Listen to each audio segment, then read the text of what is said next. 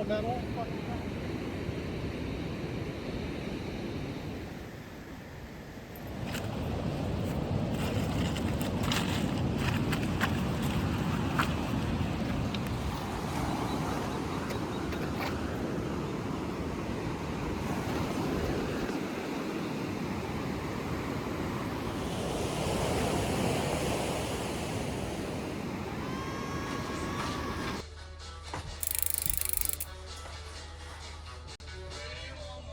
There are two kinds of people in this world, those who change and those who avoid change at all costs.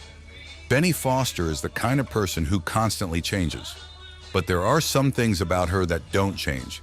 Her height, which is average, her shoe size, which is 2 sizes below average. There's also a pizza tattoo on her ankle that she got after losing a bet. That's probably something about her that will unfortunately never change. This is the Salt Lake City International Airport. This is the airport where Benny has booked her return flights for the past 27 years. Benny is on her way to Washington, D.C. to sail down the East Coast on a century-old wooden sailboat. What she doesn't know is that a year from now, the girl you see boarding the flight will be dead. Of course, I don't know that yet. Also, chat, if you tell people that I'm dead, they're going to think you mean dead. In a way, you were dead already. Glad you made it here, Benny. Thanks. Why am I here anyway? Why are we showing people my life? There are people out there who are feeling discouraged. Oh, who are they and why are they feeling discouraged? They're the kids at heart who love adventure, but are feeling lost. Some are struggling with mental health issues, like depression or anxiety. Many of them are experiencing burnout from a lack of a work-life balance, or they're living paycheck to paycheck while being consumed with debt. Some are facing stress and heartache in their relationships, or isolation and loneliness. A lot of these problems stem from their identity and self-worth. Oof, yeah, those are pretty heavy things that they're dealing with. Makes sense that they would feel discouraged. So, where do I come in the picture? We'll be showing these good people how you learn to navigate your own challenges, so you not only benefit yourself, but also offer valuable lessons to others. So, this won't be like a fun travel vlog? I don't know, I was hoping Benny Meets World would be like a, hey, this is what I'm doing and I'm fixing up my sailboat, I'm getting a captain's license. You know, like those YouTube channels where you have like the badass girl, she's super tan, she's got the bikini in the thumbnail. Posting a bikini as a YouTube thumbnail can be a good or bad marketing strategy depending on the context and audience. If it's relevant and accurately represents the content, go for it. What we don't want is for the thumbnails of your episodes to be misleading or be used as clickbait. Gotcha, but we can still show some fun things that I'm up to, right? Of course, it's good to be relatable if you want people to listen to you. But first, let's show them the challenges you faced leading up to your death. I'm not dead, chat. We're sorry, but the old Benny can't come to the phone right now. Why? 'Cause she's dead.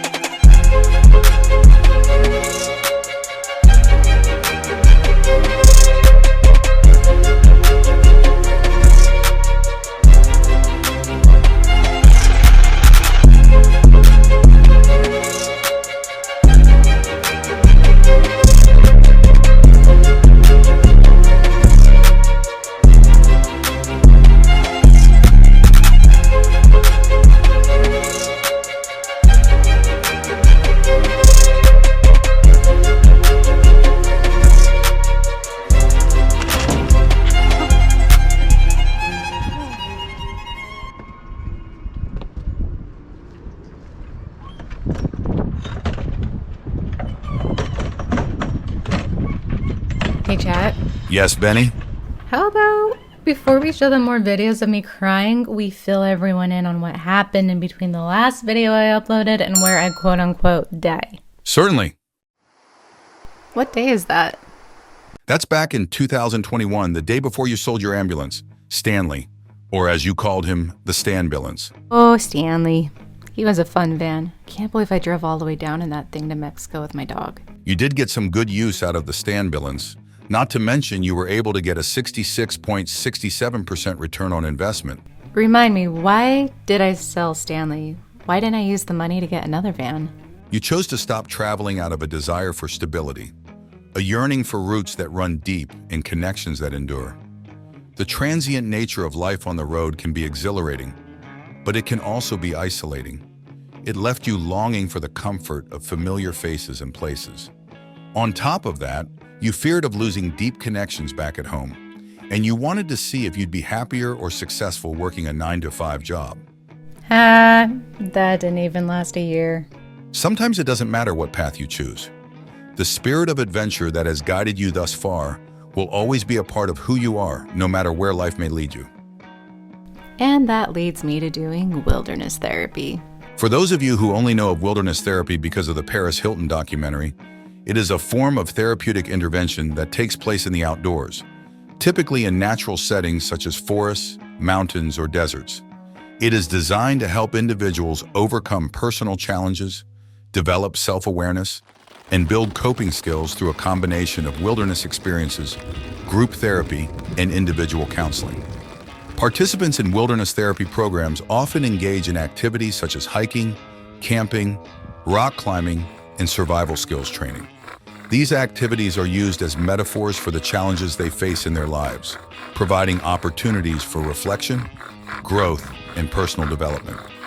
Wilderness therapy is often used to help individuals struggling with a variety of issues, including addiction, depression, anxiety, behavioral problems, and relationship issues. The wilderness environment is believed to have therapeutic benefits, such as reducing stress, promoting mindfulness, and encouraging self-reflection. Benny was one of the outdoor guides who provided support and guidance for the clients. The length and structure of wilderness therapy programs can vary, but they often last from 7 weeks to 15 weeks, with participants living in the wilderness for the duration of the program. That's right, chat. And that job was the reason for 2 big events in my life. 1, I got my very first tattoo, which is the beloved pizza slice on my ankle because I lost a bet to 2 of my clients. The second event in Benny's journey was a pivotal moment that would change her path forever.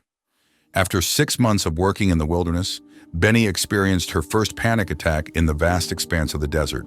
The relentless, bitter cold of the alpine desert and the endless expanse of the snow building upon the sand seemed to mirror the overwhelming feelings building up inside her.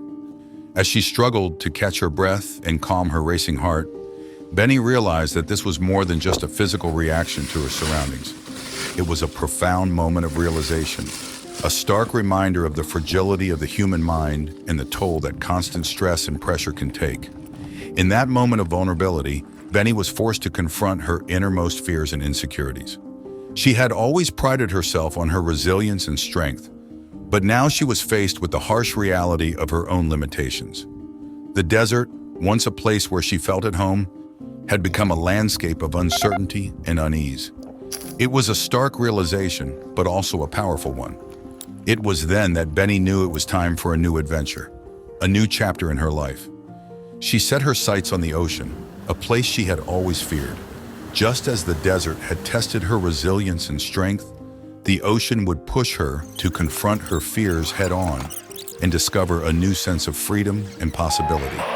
Now I have an 8-hour layover before I fly out to Baltimore.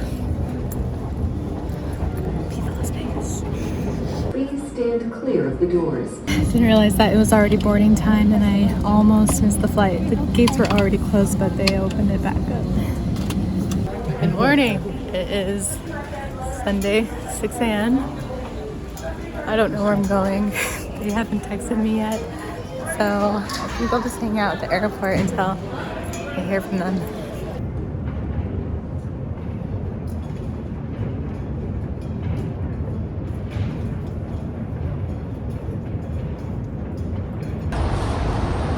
I have honestly no idea where I know where I'm going. I just don't know how I'm getting there. They said they're at Fishing Bay, which is a 3-hour drive by car, which makes me wish I flew to Richmond or something, but there's not a bus that goes to where they're at. So I'm going to try to take a bus as far down as I can, and then maybe take an Uber or a Lyft to Deltaville.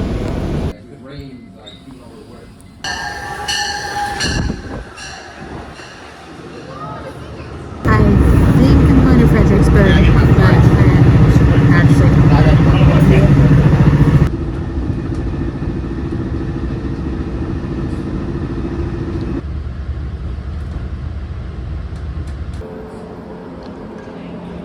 So I just talked to Alex and he said that I need to,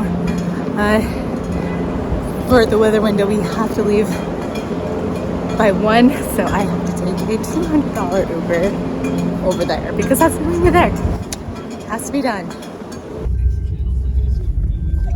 Head to your drop-off at Fishing Bay Yacht Club.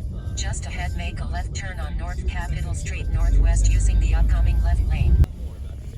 Wow, this trip is gonna be killing for me. It's a 3.5 hour drive. I can't take this ride. You can't take this one? No.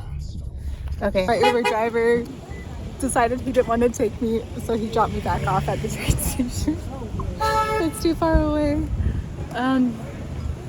So I just booked another Uber. Hopefully he is willing to drive me all the way that way. You're far from home. Yeah, I decided to try living aboard a sailboat, and this couple from England, they bought a 95-year-old boat and fixed it up, and right now the weather is good for them to get out of the Chesapeake Bay, and so they need me down there so that they don't miss the weather window.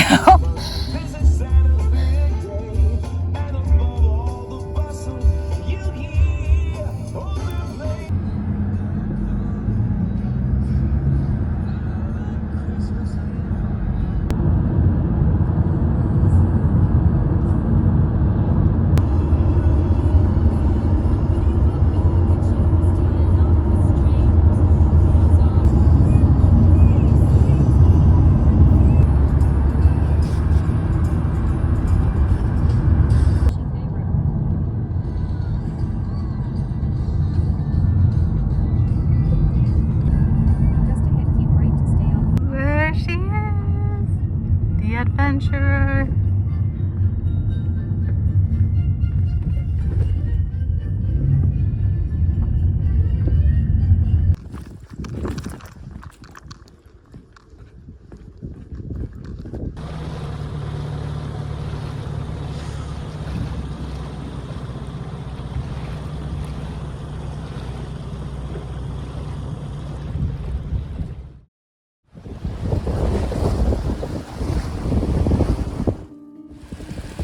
As the first light of dawn broke over the horizon, Benny found herself aboard a century-old wooden schooner, sailing down the Atlantic Ocean along the East Coast.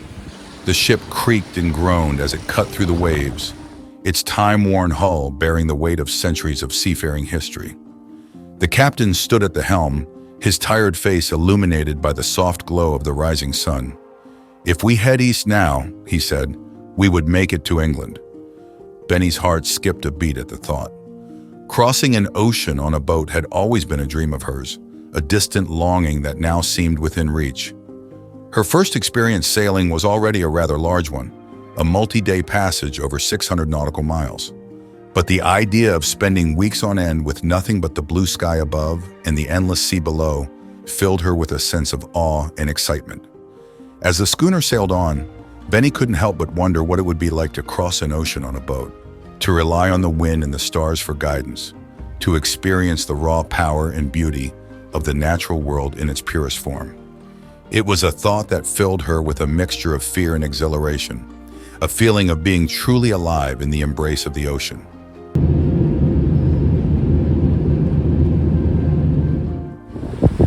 Good morning, thank you very much, it's great. And you? Champagne sailing, what can I say? We cannot complain. It's been an amazing 6 days since we started from Canary Islands. And it's just been super smart. We love it. I hope you guys are enjoying it as well. Yes, we are enjoying it. We had wished for some more wind some days ago, but Swedish. now it's perfect. Swedish. You're Swedish? Yeah, I love Swedish. Kommer ni från Sverige? Ja, men det stämmer bra det. I just heard your accent, I had to ask. Vad har ni för nationaliteter ombord? We have one Romanian, one from UK, two from US, and I'm from Stockholm. What is your end destination on this crossing? Beckway. That's our favorite place. Where's that? We've been there 20 years ago, 3 times. Under San Lucia. Okay. Very nice. Our end destination, I think, is Bahamas.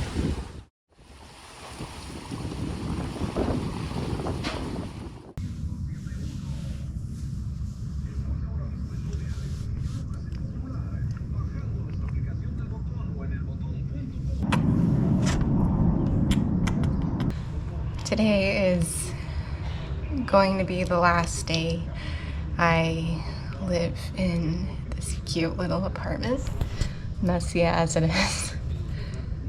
And I'm writing in my journal, and I actually only have 2 pages left. And it's interesting because the first page is the day that I left. And I had just turned 25, and I moved out of my parents' house and into my ambulance to go fight wildfires in Wyoming. And now my last page is I'm moving out of an apartment in Tijuana and back into my car while I work on my sailboat. And I think the thing that I learned is that putting down your roots doesn't mean being in one physical place. It means that you have chosen what values you want to live and have throughout your life. That no matter where you go or who you're with, you are rooted in who you are. I think a lot of us think that when it's time to put our roots down, it means that we need to buy a house or a plot of land and marry someone and stick with a career, but those things can all go away. If you put your roots down in one of those things, it's going to mess up your world the day that one of those things has to change. But if you put your roots down in principles and values, kind of like what Stephen Covey said in his book, The 7 Habits of Highly Effective People, you'll be able to have that peace with you no matter where you go. I just feel emotional today because I left living here. I think there's a mold problem here too, so I feel exhausted every time I wake up, so it's probably good that I'm moving out. But I loved living by the ocean on the hillside, and I guess the exciting thing is that I am going to be on the ocean all the time, and there's many hillsides I can explore. And I think I might end up with my person that I want to be with for the rest of my life through all of this. So, if you're watching this, I hope you find me soon. I might not feel ready, but I think when we meet, I will feel ready. Here's to a new adventure. Up next. I quit the boatyard today, and I've got to save every single dollar that I have, considering it is now in the single digit. I came to Tijuana to look at some apartments. At least the darker hair kind of helps me blend in a little bit better. I don't have to do any of this. I am lost. This is also an excellent place to hide a body.